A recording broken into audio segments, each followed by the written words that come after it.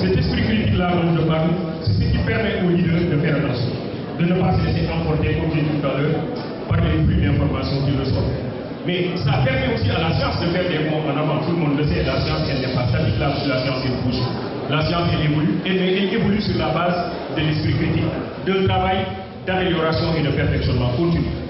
Un savant, c'est quelqu'un qui ne vient pas se positionner en reproduisant ce qui a été fait avant, mais c'est quelqu'un qui se positionne en jetant un regard critique sur ce qui a été fait avant. C'est comme ça que Newton, à partir d'un certain moment, a dit que la physique classique me pose des problèmes, parce que c'est une physique qui pose le principe, qui ne connaît pas le principe de l'attraction que la Terre exerce sur les objets qui tombent, qui ne connaît pas le principe de la gravitation universelle, etc. Et lorsque Newton a établi le principe de la gravitation universelle, F égale K facteur de M prime sur D au carré, qu'on connaît, F c'est la force gravitationnelle, K c'est une constante qui est égale à 6,107 puissance moins 11, M prime ce sont les masses sensatives, et D au carré c'est le carré de la puissance. Lorsque Newton élabore cette formule, il tourne le dos à une physique qui avait été mise en place depuis longtemps par quelqu'un comme Aristote, mais des siècles après Newton, la physique quantique vient remettre en cause un certain nombre de principes fondamentaux que la physique newtonienne avait acceptés comme tels. C'est une façon simplement de dire que la science elle-même a besoin d'esprit critique pour connaître des mots en avant. L'esprit critique me semble un élément important du dîner. L'élément qui me semble important, c'est le culte du travail. Le culte du travail. Pour un leader, développer le culte du travail, ça suppose que lui-même, à travers son comportement de tous les jours, offre un exemple aux autres. Un exemple d'un travailleur acharné. Un exemple d'un travailleur acharné. Le culte du travail. Dans la Bible, et notamment dans la Genèse, Adam et Ève, ils étaient dans son jardin, et Dieu leur avait demandé de ne pas toucher à vos fruits. Un jour, c'est le serpent qui a poussé Ève à manger le fruit, parce que le serpent a fait croire à Ève que si vous touchez aux fruits, vous devenez plus intelligente que Dieu. Ce qu'elle a fait, et elle a commencé effectivement à être intelligente, et elle est allée de son côté dire à Adam de manger le fruit et d'être aussi intelligent que Dieu. Adam a mangé le fruit et Adam aussi a commencé à être intelligent. Dieu les appelle tous les deux. Dieu dit à Adam et à Ève, nous sommes dans la Bible, dans la Genèse, Dieu dit à Adam et à Ève, venez vers moi, j'ai besoin de vous. Ils disent à Dieu, attendez un instant, nous sommes nus. Dieu leur dit comment vous avez fait pour savoir que vous êtes nus, parce que jusque-là vous l'étiez mais vous ne le saviez pas, c'est que vous avez poussé au fruit de la connaissance que vous avez interdit. Et Ève dit, c'est le serpent qui m'a poussé à manger. Adam dit, c'est la femme que tu as mise à côté de moi qui m'a poussé à manger. Dieu les sanctionne tous les trois, nous sommes dans la Bible. Dieu dit au serpent, tu seras l'animal le plus maudit des animaux de la terre, tu marcheras à plat ventre et tu mangeras de la poussière. Je créerai inimitié entre toi et les autres animaux de la forêt et les hommes te blesseront la tête par le temps. Dieu dit à Ève, puisque toi tu as poussé ton mari à manger le fruit, désormais tes désirs porteront sur ton mari, mais il te dominera et tu enfanteras dans la souffrance. Et Dieu dit à Adam, puisque toi tu as écouté la voix de ta femme et non ma voix, désormais c'est à la sueur de ton corps, donc le travail que tu assureras ta nourriture tous les jours de ta vie, jusqu'à ce que tu retournes à la poussière pour tu cuis, parce que tu n'es que poussière. Donc l'individu est quelqu'un qui doit travailler, l'individu est quelqu'un qui doit vivre à la sueur de son corps. Toutes les religions révélées nous invitent à développer ce culte de l'effort. Un élément qui me semble important, c'est le culte de la responsabilité. Le culte de la responsabilité. Un sociologue américain contemporain du nom de Malcolm Olson considère que dans nos nouvelles sociétés capitalistes, ce qui est en train de se développer de plus en plus, c'est ce qu'il appelle le passager clandestin. Alors le passager clandestin, c'est quelqu'un qui ne veut pas faire d'efforts et qui veut s'en sortir quand même. Il ne veut pas faire d'efforts, mais il veut s'en sortir quand même. C'est l'étudiant, par exemple, qui n'apprend pas ses leçons, mais qui se dit que bon, le jour de l'examen, je vais m'arranger quand même pour m'en sortir. Il veut être un passager clandestin. C'est l'étudiant qui surveille le surveillant au lieu de se faire surveiller par le surveillant. La responsabilité.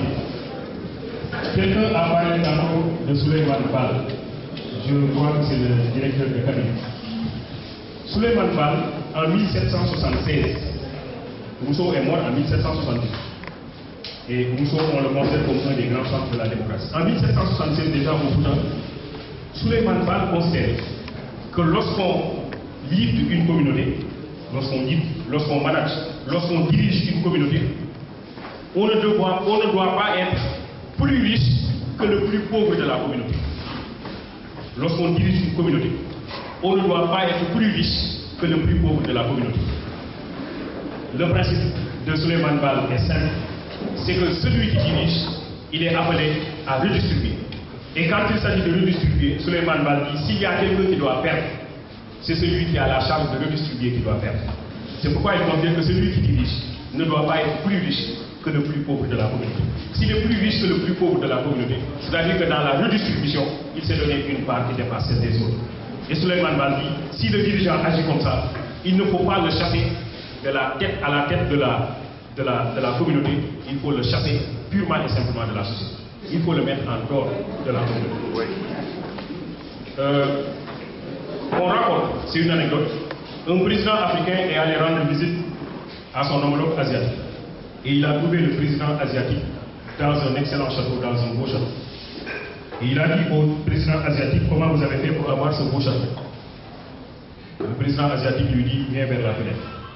Ils vont vers la fenêtre tous les deux, il lui dit, qu'est-ce que tu vois au loin? Le président africain lui dit, je vois une autoroute avec 8 voies.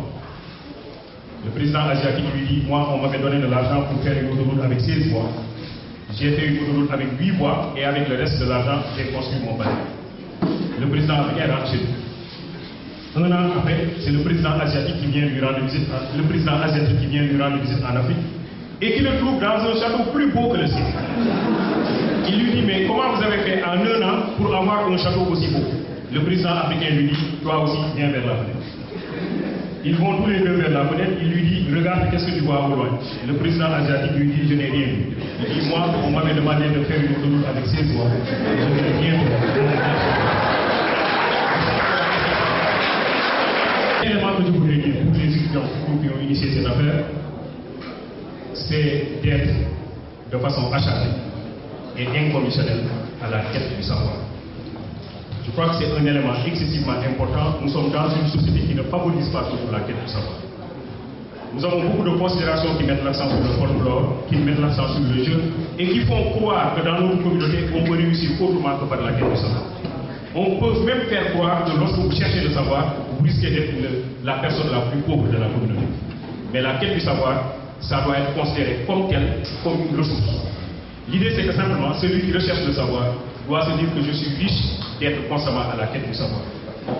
Je crois invinciblement, Pasteur parlait comme ça, lui Pasteur, je crois invinciblement que les peuples s'entendront non pour détruire, mais pour édifier, et que l'avenir appartiendra à ceux qui auront le pouvoir. Par rapport à mon ami Djiby Diakhaté, une pensée sur la quête du savoir. Infatigable serviteur du savoir que vous êtes, je vous ai rencontré il y a 15 ans, alors que j'étais élève au lycée Charles de Gaulle et que vous étiez professeur de philosophie au lycée André Pétrangé. Je me rappelle des nuits blanches de philosophie que vous nous offrez en tant qu'élève. Alors, en 2012, infatigable serviteur du savoir, je me rappelle, vous avez été parmi ceux qui ont présenté mon livre Le monstre généreux du quartier à l'UGB, alors que j'étais invitée par la bibliothèque universitaire de Saint-Louis, donc vous étiez avec professeur Omar Sankaré et Paul Charles Camara. Alors, infatigable serviteur du savoir que vous êtes, je me rappelle vous avoir rencontré il y a une semaine à Saint-Louis sur un forum sur l'employabilité, alors que j'ai présenté une communication et vous aussi étiez modérateur.